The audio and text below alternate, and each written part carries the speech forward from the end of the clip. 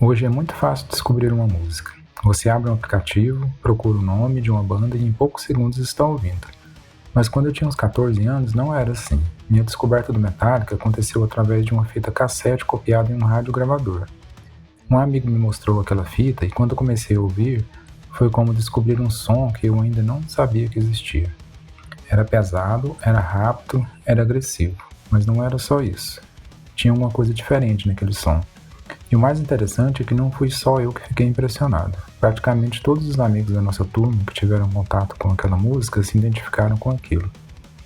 Metallica acabou entrando na minha adolescência e de certa maneira ajudou a moldar o meu gosto musical e até uma parte da minha personalidade. Entre os discos da banda, Ride the Lightning ocupa um lugar muito especial nessa história.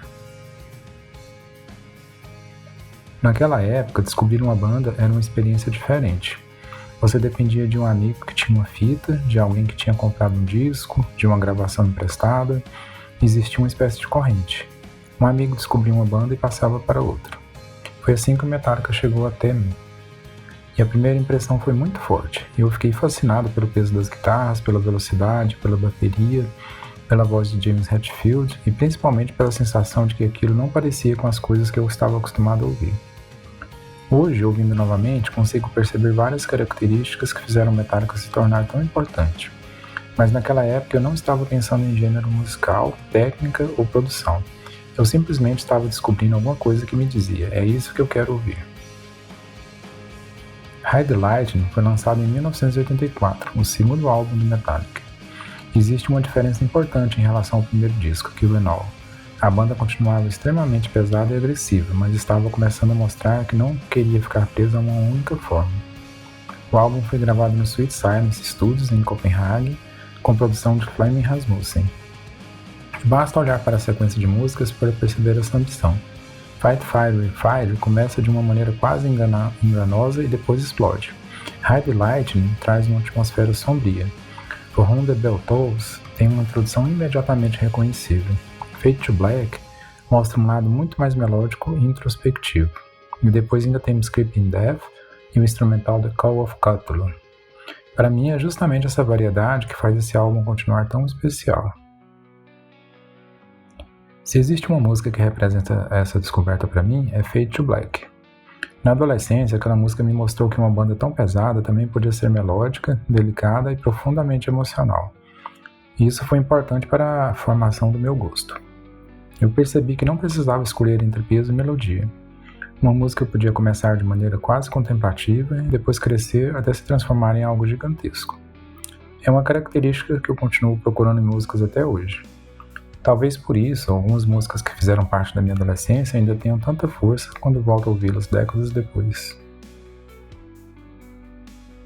Outra coisa que hoje percebo melhor é a importância de Cliff Burton naquele Metallica. Na época eu não tinha conhecimento suficiente para entender exatamente o papel dele na banda.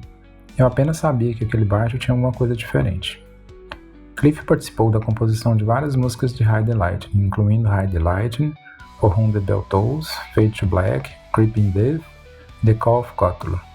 E isso ajuda a entender por que essa formação do Metallica tinha uma personalidade tão particular. Era uma banda extremamente pesada, mas havia espaço para melodia, atmosfera e experimentação. E alguns anos depois daquela descoberta, aconteceu algo que eu jamais esqueci. Quando eu tinha 17 anos, foi o meu primeiro show do Metallica. Foi em São Paulo com outro amigo. Na época, eu não tinha dinheiro suficiente para simplesmente decidir viajar e comprar uma passagem, então peguei dinheiro emprestado para conseguir ir. Hoje parece uma decisão quase absurda, mas naquela época fazia todo sentido, eu precisava estar naquele show. O Metallica fez sua primeira apresentação em São Paulo em 6 de outubro de 1989, no ginásio do Ibirapuera, durante a turnê The Made Justice. E eu lembro daquela experiência como algo marcante e inesquecível. Não era apenas um show. Era como se uma coisa que tinha começado anos antes, naquela fita cassete que um amigo me mostrou, finalmente tivesse chegado ao mundo real. A banda que eu conheci através de uma gravação estava ali, na minha frente, e eu estava lá. É curioso pensar nisso hoje. Aquela fita cassete já não existe. Aquela adolescência também ficou para trás. Os integrantes da banda seguiram caminhos diferentes, a música mudou e eu também mudei. mas algumas descobertas permanecem. Hide the Light é uma delas. Talvez eu não escute esse álbum exatamente da mesma maneira que escutava aos 14 anos. Mas quando ele começa a tocar, alguma coisa daquela época volta. E talvez seja justamente isso que eu procuro quando revisito minhas músicas preferidas. Não apenas lembrar de uma música, mas lembrar de quem eu era quando a descobri. Para mim, Hide the Light não é apenas um grande disco do Metallica, é parte da história de como eu descobri a música que passei a gostar. E agora quero saber de você. Existe alguma banda ou algum álbum que você descobriu na adolescência que acabou influenciando seu gosto musical até hoje?